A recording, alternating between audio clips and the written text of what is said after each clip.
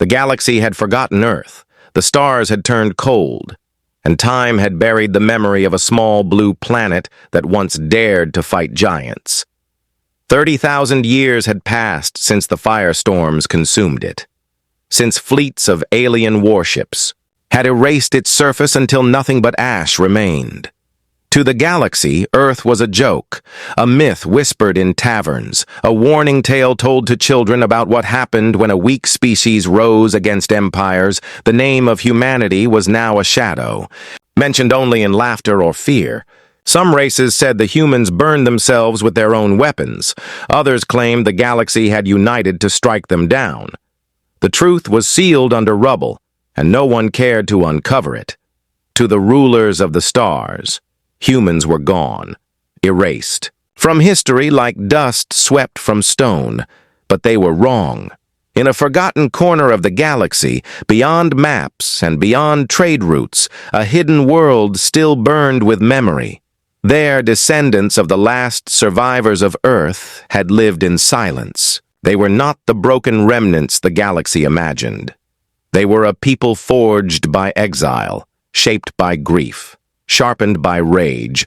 For 30 millennia, they had carried a vow passed from parent to child.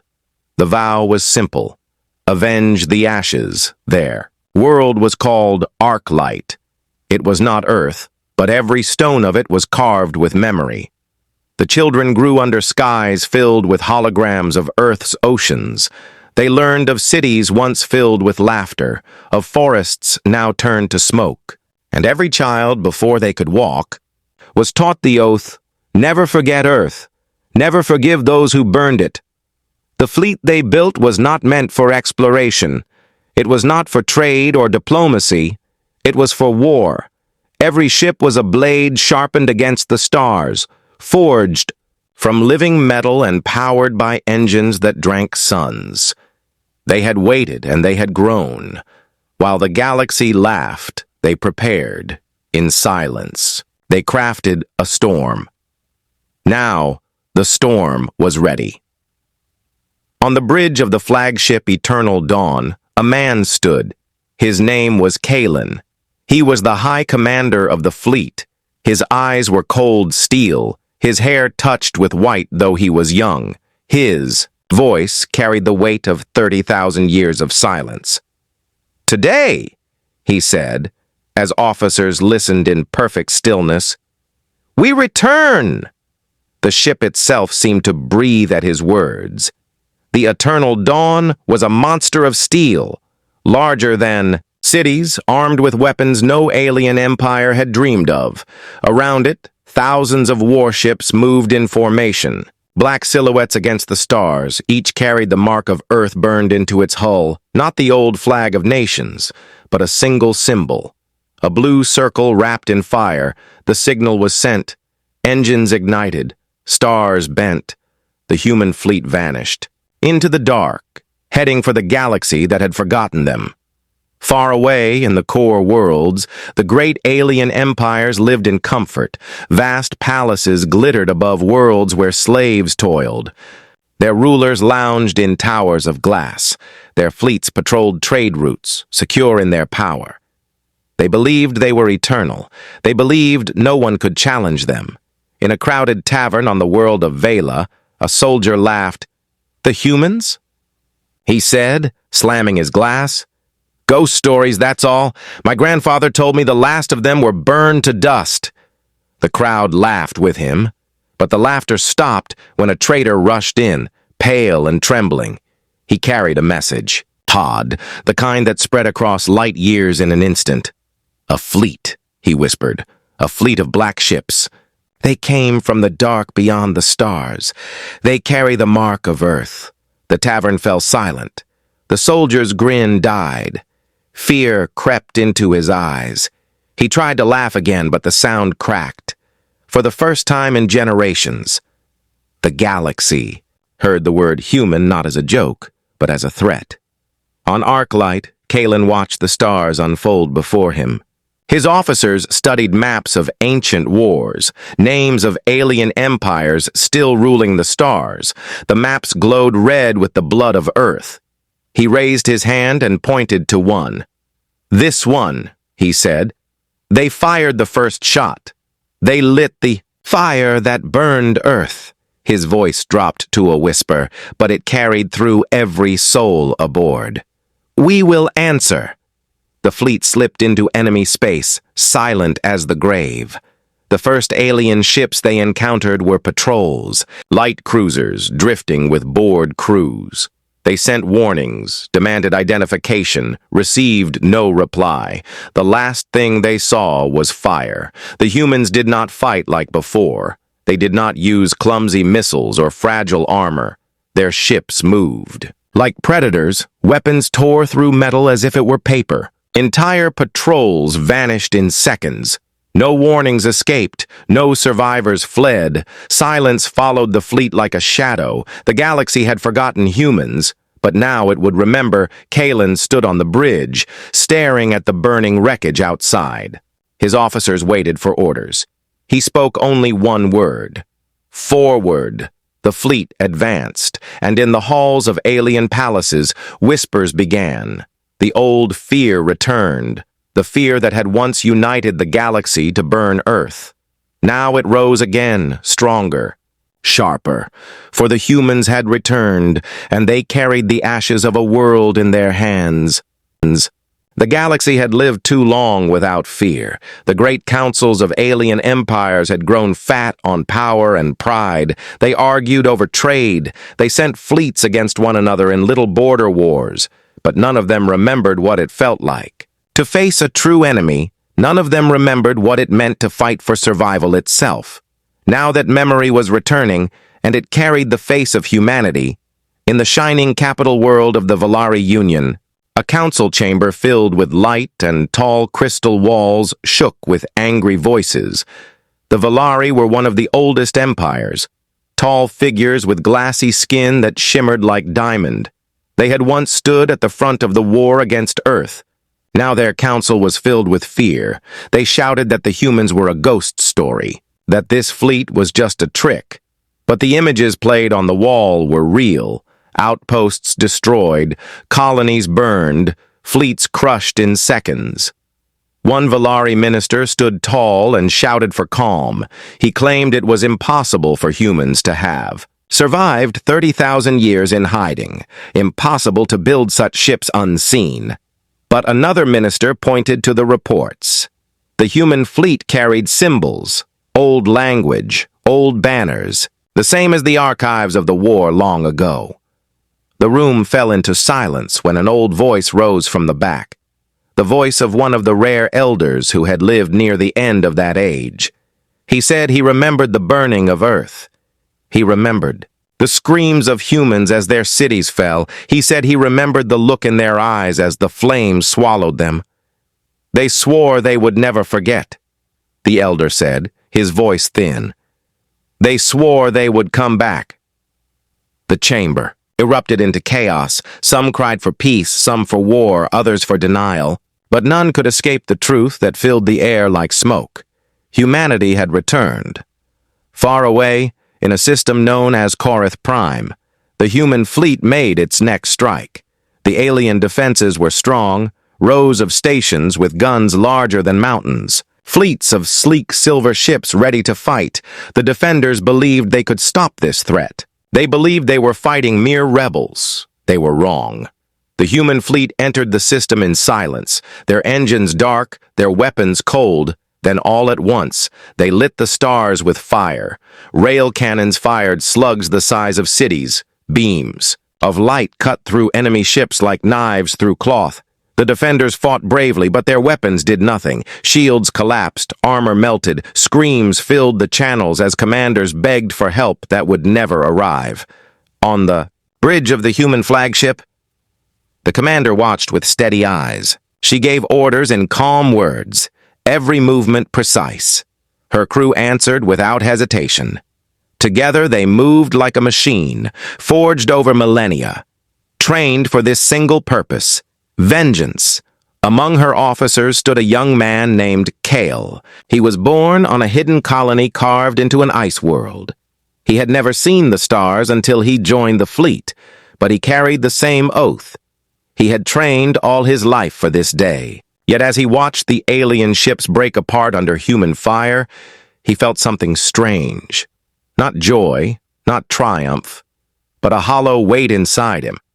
He asked himself if this was victory, if vengeance truly filled the emptiness left by a world he had never touched. But when he looked at his commander, he saw no doubt, only fire. Her eyes locked on the burning battlefield, her voice carrying the memory of Earth itself. "Every world they built is built on our ashes," she said to her crew. "Every life they lived was stolen from us. We will take it back piece by piece, star by star." The battle ended in minutes, the alien fleet destroyed, their stations silent. Korath Prime was left defenseless. The humans did not destroy the planet. Not yet. Instead, they sent a message. They demanded the surrender of all systems that had once taken part in Earth's burning. If they refused, they would be erased. The message reached every corner of the galaxy, and with it came terror. Children whispered about the humans, soldiers trembled at the thought of facing them, and rulers sat in dark halls wondering if their time was at an end. But not all were afraid. Some were angry, some wanted to fight. In the Dral Empire, a warlike species covered in scales and horns, the Emperor stood before his armies and roared that they would not kneel to ghosts. He promised to gather the largest fleet in history. He promised to crush humanity once and for all. Yet even as he spoke, his advisors whispered of the reports. They whispered that no fleet had survived contact with the humans. They whispered that the humans fought like they were already dead, with no fear, no hesitation, as if every soldier was ready to burn with their enemy. Back in the human fleet, the prisoners captured at Korath Prime were gathered. One of them, a tall Valari officer, stared in disbelief at the humans. He had been taught all his life that they were extinct, that they had been erased from history. Yet here they stood, living, breathing, burning with purpose. He asked them why they still fought after so long, why they carried this wound for 30,000 years. His voice trembled as he said, "No one alive had been part of Earth's burning. No one remembered. Why not let the past die?" The humans laughed, a bitter sound that cut deeper than any weapon. One of them leaned close and whispered, "Because the past never died. It lived in us, in our blood, in our children, in the soil we carried across the stars. Earth was not just a world. It was a fire, and that fire never went out." The Valari officer looked into their eyes and felt something he had never felt before: shame. He realized that this was not just war, it was judgment, and the galaxy itself was on trial. As the human fleet moved on, Kale stood on the observation deck, watching the stars drift by. He thought of the alien officer's words. He thought of vengeance, of justice, and of the line between them. He asked himself if they were truly fighting for Earth, or if Earth had become only an excuse for endless war. But when the commander walked past him, her presence heavy with purpose, he said nothing, for he knew that doubt had no place here. Not yet. The humans gathered again in the great hall of their flagship. The commander stood at the front, her armor reflecting the cold lights. She spoke of the next step, of the next system that would fall. Her words carried like a storm through her soldiers. She told them the oath once more, the oath carried across 30,000 years. "Never forgive," she said. "Never forget." And the soldiers answered as one, their voices shaking the hall. Never stop. The galaxy had thought humanity was gone, but now humanity was everywhere, in every shadow, in every whisper, in every fear. They were not just soldiers. They were the return of a wound that time could not close. They were the fire of Earth's ashes, and they would not stop until the stars themselves bent to their will. And so the war spread, like a storm across the galaxy, unstoppable, merciless. Endless humanity was back, and the galaxy would never be the same. The galaxy had not been united for 30,000 years, but the return of humanity forced old enemies to sit together in trembling halls. The councils of the great empires filled with voices raised in fear and rage. Every world wanted answers. Every world wanted safety. But no one knew how to stop the storm that was already burning across the stars, on the crystalline world of Vaith. A council of 12 species gathered in a chamber so vast it could hold entire ships. The walls shimmered with holograms showing the destruction spreading from system to system. The human fleet moved with cruel precision, choosing their targets. With perfect memory, each attack striking a world or a house that had once joined in Earth's burning. The pattern was undeniable. This was not random. It was vengeance carried out with the patience of 30 millennia. The council argued endlessly. The Valari demanded immediate war. The Draal promised to bring their fleets of scaled warriors, but others trembled and whispered that it was hopeless. How could they fight a species that had prepared for 30,000 years while the rest of the galaxy grew soft? The words carried shame, but no one denied the truth. As the council screamed, a message arrived. Every screen in the chamber flickered, and a human face appeared. It was the commander, her expression cold, her eyes like blades. She looked at them not as equals but as prey. "You stole our world," her voice carried in every tongue. "You stole our children, our rivers, our sky. But we endured. We endured while your empires rose and fell, while your kind forgot. While your bones turned to dust, we endured. Now the debt is due. Surrender your worlds or be erased." The hologram vanished. Silence filled the chamber. Even the Draal Emperor, who had roared for war, sat in stillness. For none of them had ever faced an enemy who spoke with such certainty, such promise of death. Yet fear could not hold them forever. Soon pride returned. The Valari shouted that they would never bow. The Draal swore to bring fire against fire. Other empires joined them, and a coalition was formed. The largest fleet in history. Hundreds of thousands of ships gathered. Weapons charged, banners raised. For the first time in thousands of years, the galaxy stood united. Not for peace, not for trade, but for survival. Far from the councils, Kale stood in the observation deck of the human flagship. He watched the stars drift by, each one a reminder of the galaxy that once joined to destroy his ancestors. He tried to imagine what Earth had looked like before the fire. He had seen the old recordings, oceans and forests, cities filled with life, but they were shadows, images frozen in time.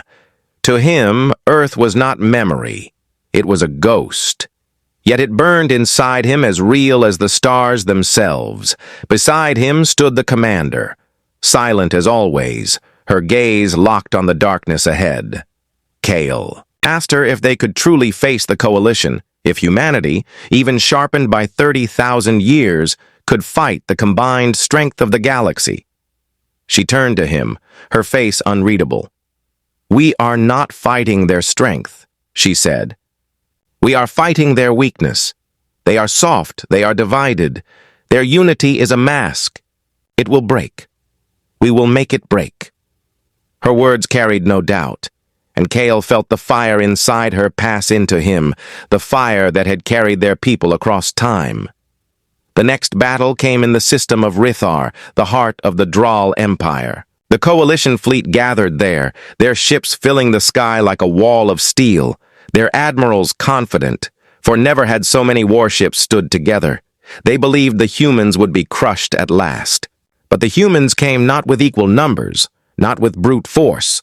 They came with silence, their fleet emerging from the void like a shadow, their ships arranged in perfect formation, every line precise, every movement planned.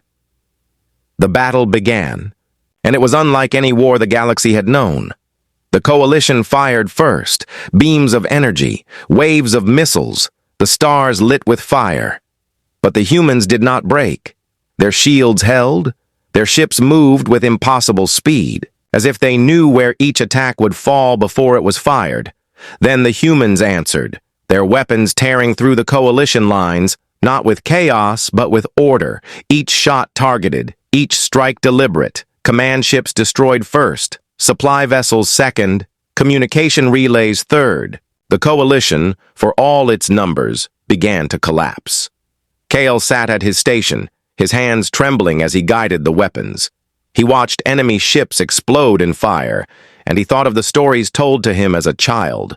Stories of Earth burning, of mothers holding children in the flames. Now he was the fire, and though it filled him with pride, it also filled him with unease. On the coalition flagship, the Draal Emperor roared in fury as his fleets broke. He demanded his admirals hold. He demanded they fight to the last. But the humans were merciless, their precision unstoppable.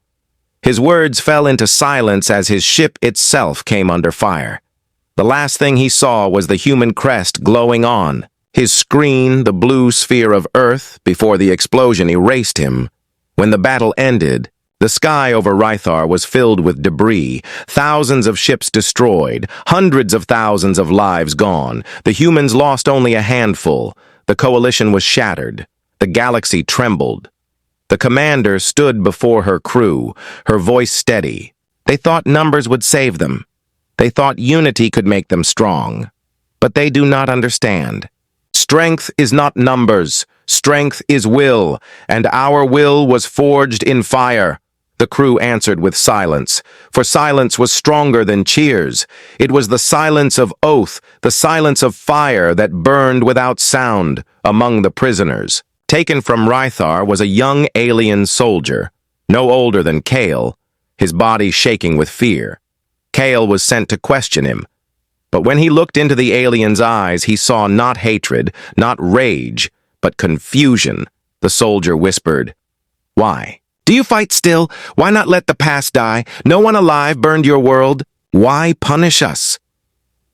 Kale could not answer, his mouth dry, for he felt the same question in his own heart. But before he could speak, the commander entered. Her eyes like cold fire, she said, "Because the wound is still open, because Earth still burns."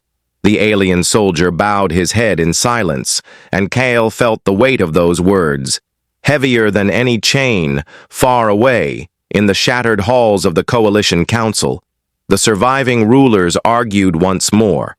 Some demanded surrender, others demanded new fleets, but all of them trembled, for they had seen the truth. Humanity was not just back, humanity was unstoppable.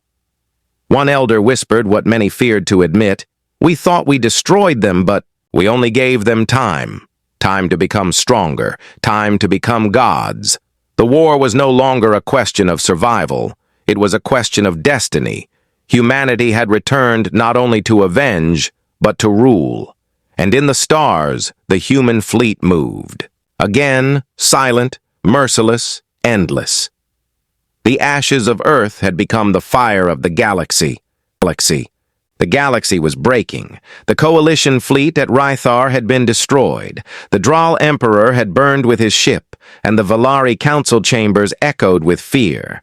Yet still the humans did not stop. Their fleets moved deeper, faster. With every world they struck, the memory of Earth spread like poison through the stars. For the first time in history, the galaxy felt small. No distance was far enough, no border strong enough. Wherever rulers thought they were safe, reports arrived of human ships cutting through defenses, of colonies falling, of banners of Earth raised over ruins.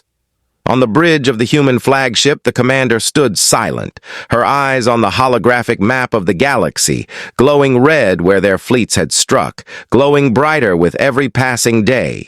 Beside her, Kale watched with unease. The stars filled with destruction, and the red marks spread like fire on dry leaves. He wondered how much would be left when the war was over.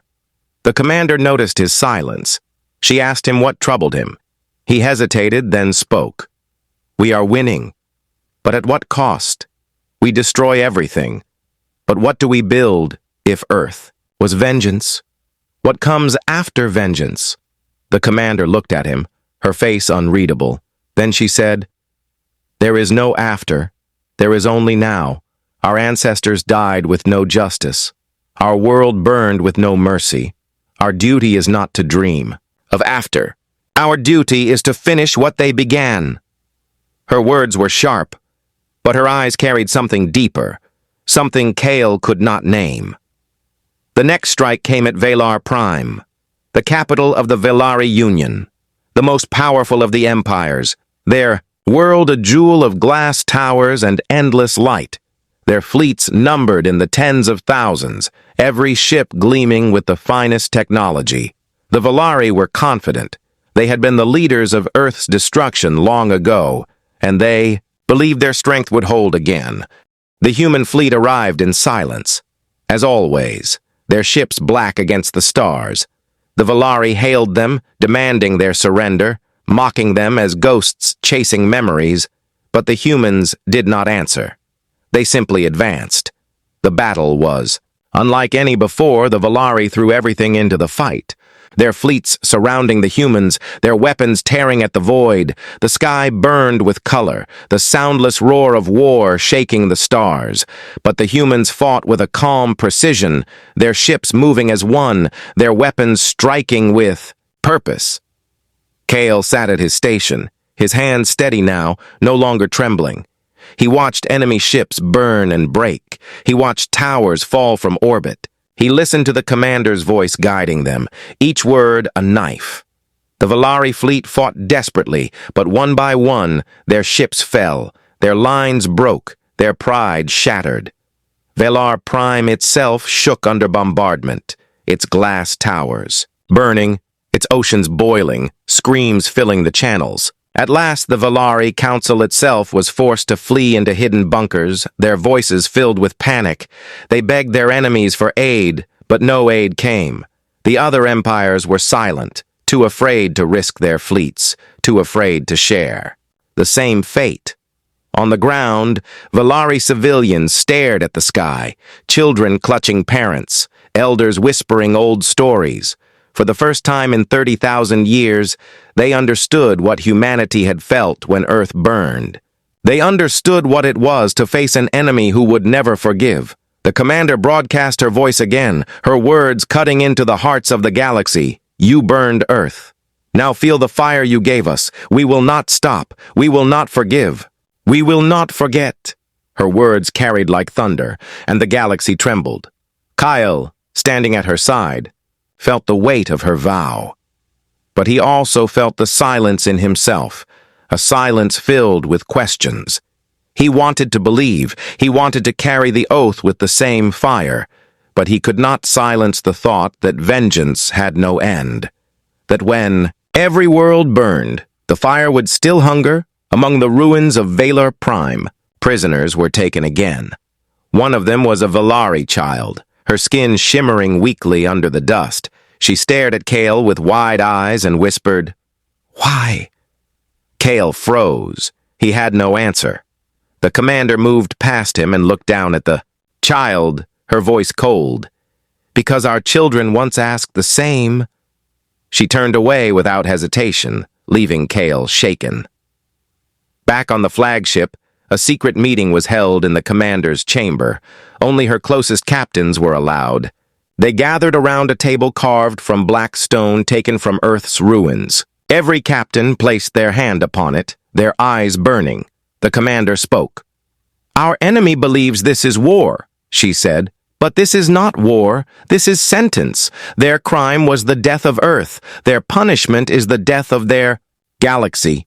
We will erase their empires. We will break their thrones. We will scatter their ashes until only Earth's name remains." The captains swore their oath in silence. Not one raised a question. But Kale, standing near the door, felt his chest tighten. He saw the future not as victory, but as emptiness, a galaxy of ashes, a silence even deeper than space. Far away, the surviving empires grew desperate. The coalition shattered, the Velari. Broken, the Droll gone, only smaller powers remained, and they whispered of surrender. But none knew how to speak to humanity. None knew if humanity could even hear anything but their own oath. In hidden corners, rebellions stirred not against humans, but against their own rulers. Citizens asked why their ancestors had joined the war against Earth so long ago, why they had committed the crime that now brought fire upon them. Some whispered that humanity was right, that the galaxy deserved this, that justice had come at last. Among the humans themselves, whispers also spread. Soldiers who had seen too much fire, too much ruin, began to wonder. Some asked what came. After some asked if vengeance was enough, but fear of dishonor silenced them. No one dared speak aloud against the oath of Earth's ashes. Kale felt those whispers like a weight.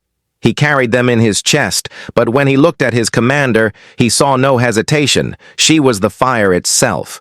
She was Earth's will made. Flesh, and nothing could turn her aside. The next strike was already planned, deeper into the core, against the seat of the Galactic Concord, the ancient alliance that once claimed to bring peace to the stars. But it was the Concord that had united against Earth. It was the Concord that had ordered its burning. Their world was the heart of the old betrayal, and now it would be the next to burn. As the fleet prepared, Kale stood alone in the observation deck once more. He thought of Earth, a world he had never seen, a world that was gone, yet still guided every step of his life. He asked himself if Earth had truly returned, or if Earth had only become an endless wound, a wound that would never close. The stars outside were silent, but silence was not peace. Silence was waiting, and Kale knew the waiting would soon end. The fleet moved again, silent, merciless, endless, and the galaxy braced for fire. The Galactic Concord had stood for tens of thousands of years. It was the oldest council of powers, the first alliance to claim authority over the stars. Their halls were carved of stone from dying suns, their banners woven from metals that never faded. They had seen empires rise and fall. They had seen wars begin and end. They believed themselves eternal. Yet as news spread of Valar Prime's fall, of the Droll Emperor's death, the Concord halls trembled for the first time in their history. The 12 High Chancellors sat at their great table, each representing an empire that had once united against Earth, their faces old and proud, but now shadowed with fear. Some shouted for surrender, some demanded total war. One voice whispered that they should flee, that the galaxy no longer belonged to them, but to the fire they themselves had made long ago. In the center of the hall, a single object stood upon a pedestal, a shard of Earth's soil taken from the ruins after its burning. They had kept it as a trophy, as proof of their victory. Now, as they looked at it, they felt shame, for the soil they once mocked had become the fire consuming their stars. Far away, in the void, the human fleet approached the Concord's core world. Their ships dark, their weapons charged, the commander stood on the bridge of her flagship, her gaze steady, her hands clasped behind her back. She did not smile. She did not frown. She was the storm itself, calm before the strike. Kyle stood at his station, his thoughts heavy. He had watched Valar Prime burn. He had seen the civilians scream. He had seen the eyes of a child asking why. And he carried those eyes with him still. He wanted to believe in their cause. He wanted to believe vengeance was justice, but the fire inside him no longer felt clean. It felt endless, hungry. He dared to ask the commander a question, his voice low. When the Concord falls, when their halls burn, will it end? Will the oath finally be fulfilled? The commander turned to him, her expression cold, but her voice quiet. The oath is never fulfilled, Kyle. The oath is eternal. Earth's ashes demand fire until the galaxy bows. Only then can our dead rest. Her words cut like blades, and Kale felt them sink deep. The fleet entered the Concorde system. Alarms screamed across the enemy defenses. Fleets of silver and gold rose to meet them. The Concorde threw everything they had. Warships built over centuries, weapons that split, moons, shields that bent space itself. They believed their power would hold. They believed their pride would save them. The humans came with silence. Their ships black against the stars, their formation perfect, their weapons burning with old power hidden for millennia. The battle began, and the stars themselves seemed to shatter. Beams of light crisscrossed the void. Explosions bloomed like suns. Entire fleets vanished in moments. Kale fired until his hands ached, his console glowing with enemy ships falling. He felt the rush of victory, but also the weight of it. The endless weight, for every ship destroyed was not only vengeance, but another piece of a galaxy turning to ashes. He wondered if Earth's fire could ever be satisfied, or if it would burn until nothing remained. The Concorde fought with desperation. Their admirals shouted orders. Their soldiers gave their lives. But against humanity's precision, against humanity's unity, they were broken. Their fleets torn apart. Their command ships destroyed first, their communication lines severed, their courage shattered. At last, the human fleet broke through, their weapons turning on the Concorde's core world itself. Kale watched as the planet's defense grids lit up, towers of energy firing into the void. But the humans cut them down, one by one, until the world lay naked beneath the stars. The commander gave the order, "Burn their hulls!" The fleet opened fire, beams of light striking the surface, the ground shaking, cities collapsing, oceans boiling. In the Concorde Hall itself, the 12 chancellors screamed as the walls shook. The shard of Earth's soil on its pedestal cracked and turned to dust, the symbol of their old victory erased in fire. As the hall fell, one chancellor sent a final, desperate transmission, his voice filled with terror. "Mercy, please, no one alive was there. It was not us, it was not us." But his words vanished in static as the fire consumed him. Kale turned away from the screen, his chest heavy. He whispered to himself. It was not them, but no one heard him. The crew cheered in silence, their oath burning in their hearts. When the flames died, the Concorde was no more. The oldest council of the galaxy had been erased. Its world left a ruin. The humans broadcast their message again. This is the judgment of Earth. All who took part in its burning will share its fate. All who built empires on its ashes will fall. We are the voice of the dead, and we will not stop.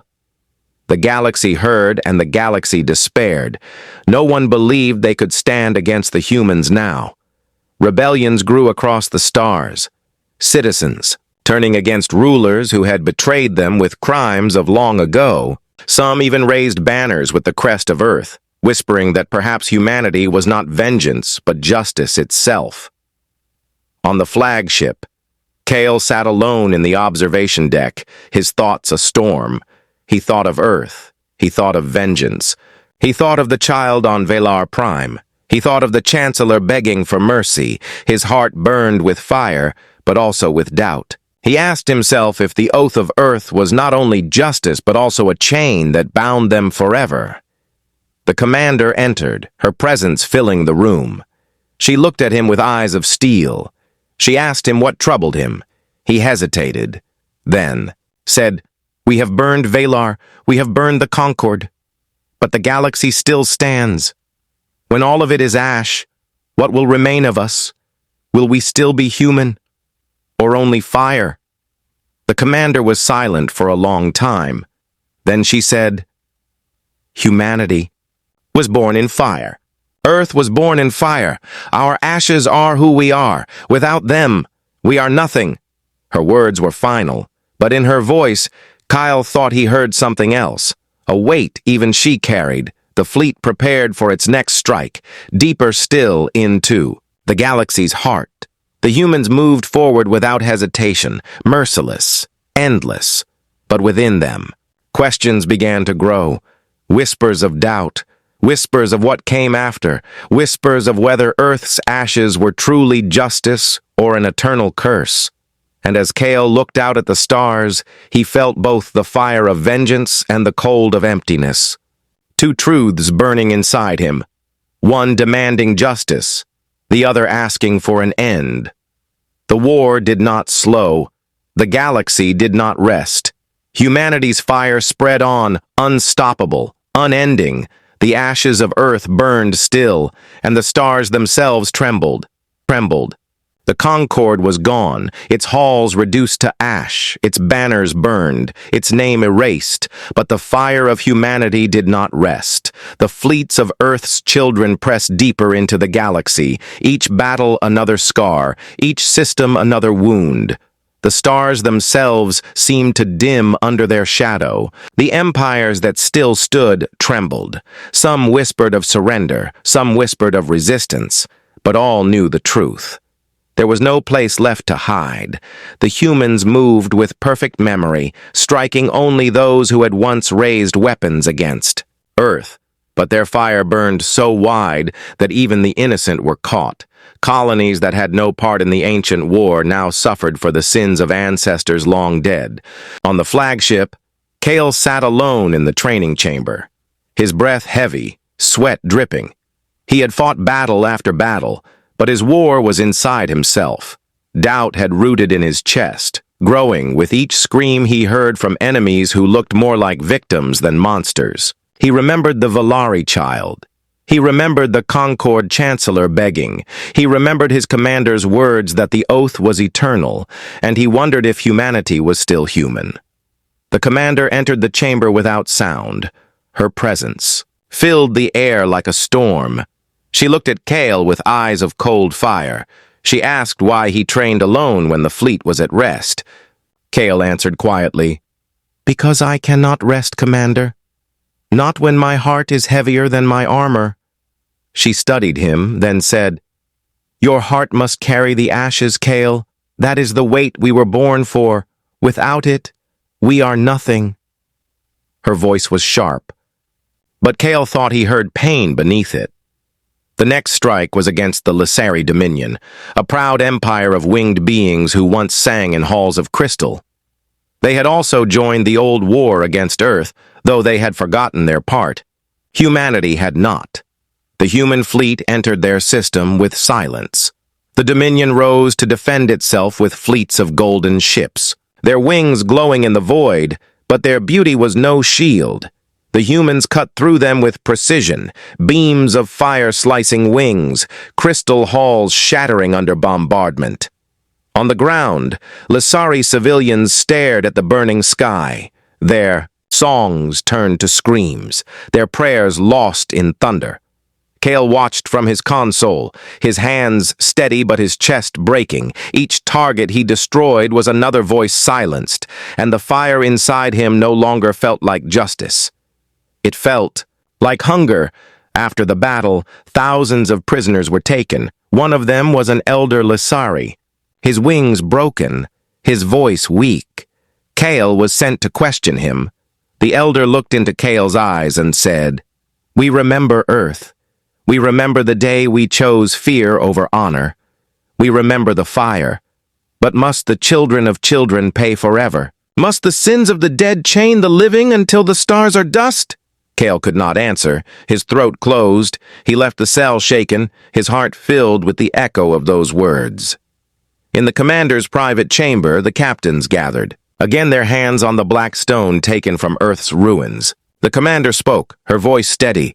"We are close, closer than ever. The galaxy bends, their empires fall. Soon they will all kneel and the oath will be fulfilled." Kyle dared to speak, his voice trembling. "Commander, if the oath never ends, if vengeance is eternal, then what are we building? Are we not turning the galaxy into another Earth of ashes?" The captains glared at him, but the commander raised her hand for silence. She looked at Kale, her eyes unreadable.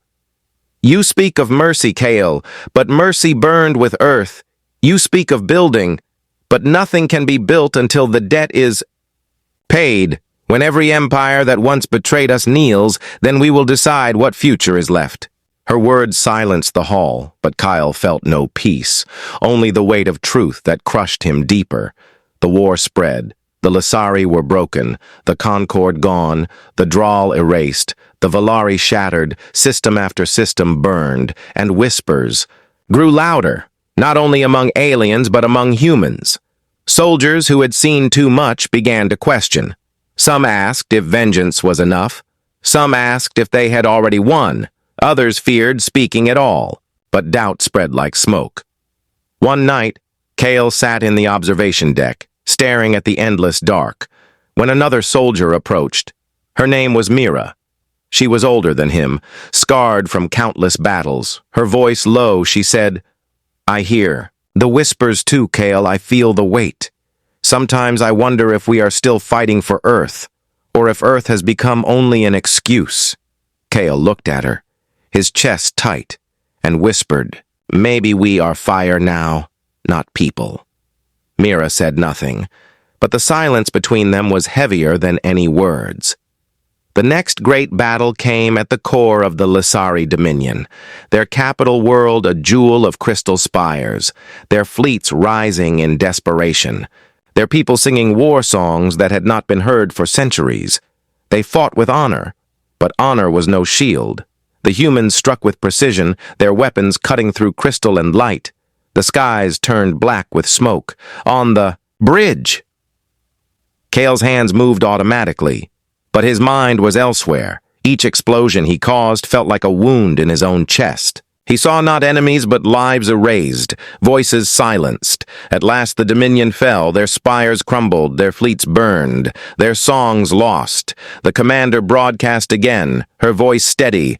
"Earth's ashes demand fire. Your debt is paid in blood, surrender or burn," the galaxy heard, and the galaxy bowed deeper in fear, but Kyle heard something else.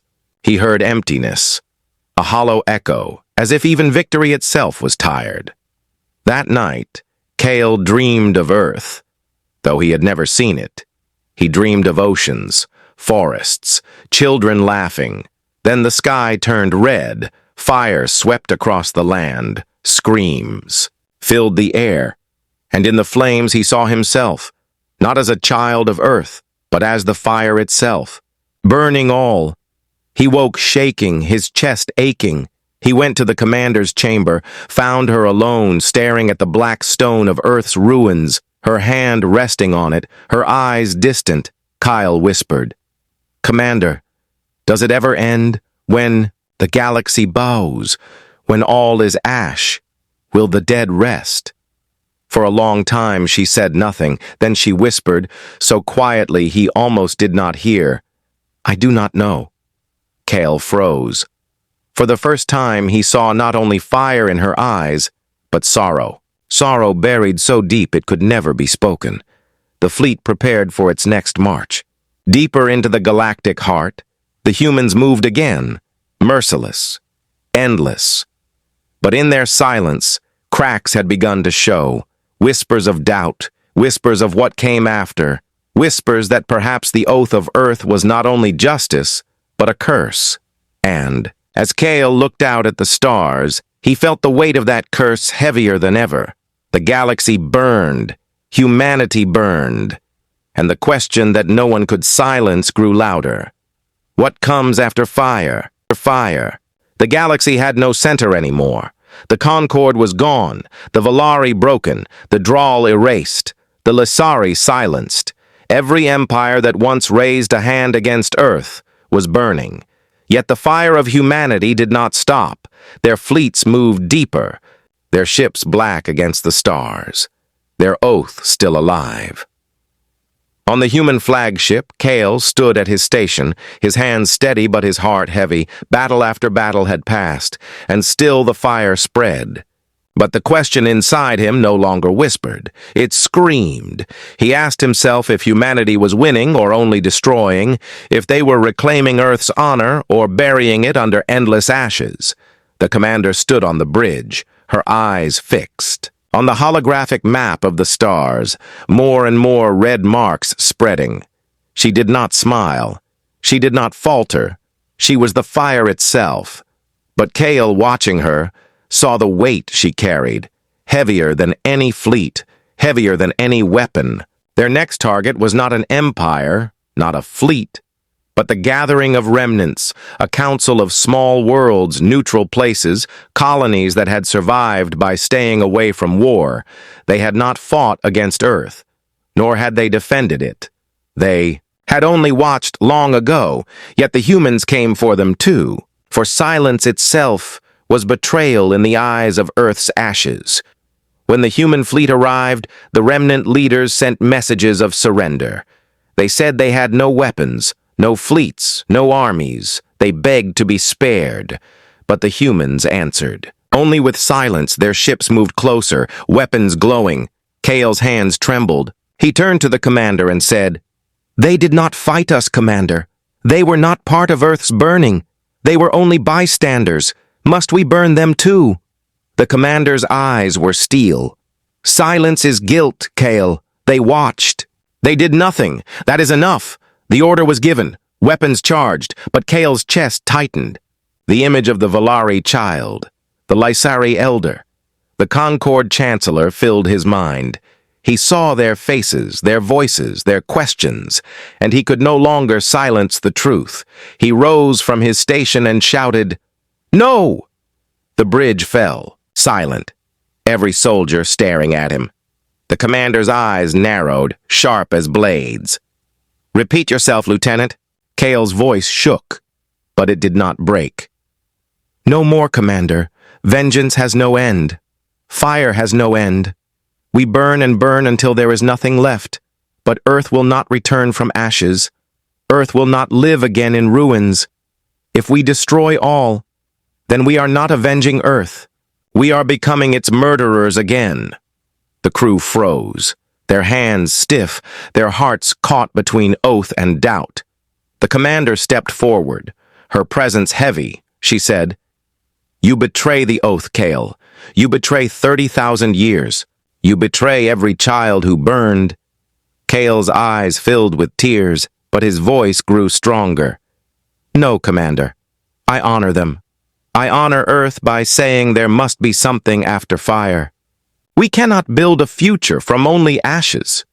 Vengeance cannot be the only shape of humanity."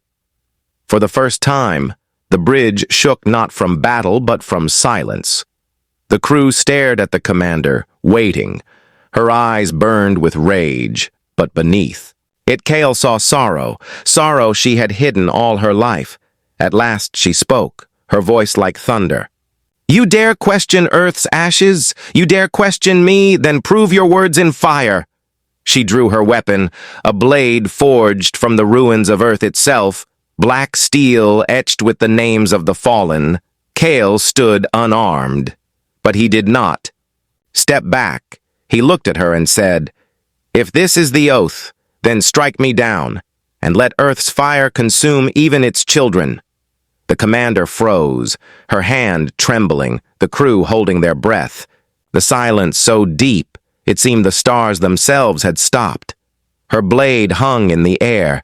Then slowly, slowly, she lowered it. Her eyes filled not with rage, but with tears. She whispered, "For 30,000 years I carried their voices, their screams, their fire. I carried them so heavy I forgot I was alive. I forgot there could be more than vengeance." She fell to her knees, the blade slipping from her hand, her shoulders shaking. "You are right, Kale. Fire alone cannot save us. Earth deserves more than fire. Earth deserves life." The crew broke into whispers, some weeping, some staring in shock, for the commander had never bent, never doubted, but now her tears were the heaviest truth. Kale stepped forward. He picked up the blade, held it high, and spoke to the crew, his voice steady. "The oath is not broken. It is reborn. Never forgive, never forget, but never destroy beyond reason. Earth's ashes demand fire, yes, but also life. We will punish those who betrayed us, but we will also build again. We will build a future worthy of Earth." The crew answered with silence. Then, one by one, voices rose, not in cheers, but in solemn vow. The oath reshaped, not ended, not broken, but made human again. The order to burn the remnants was withdrawn. The human fleet turned its weapons away. The worlds below cried in relief, and across the galaxy, whispers spread. Whispers that humanity's fire had changed, that maybe vengeance could give way to something else. The war did not end that day. Battles still raged, enemies still resisted. But from that moment, something shifted. Humanity was no longer only fire. They were also builders, also dreamers. The ashes of Earth had given them purpose, but now that purpose grew in the quiet after the storm. Kyle stood on the observation deck, the stars vast before him, the commander beside him, her face softer than he had ever seen. She said, "You gave me back something I thought I lost, Kale. You gave me back humanity." Kale looked at her, then at the stars, his chest lighter than it had ever been. He whispered, "Maybe Earth still burns, but maybe from those ashes, something new can rise." And in the silence of space, for the first time in 30,000 years, the fire of Earth felt not only like vengeance, but like hope,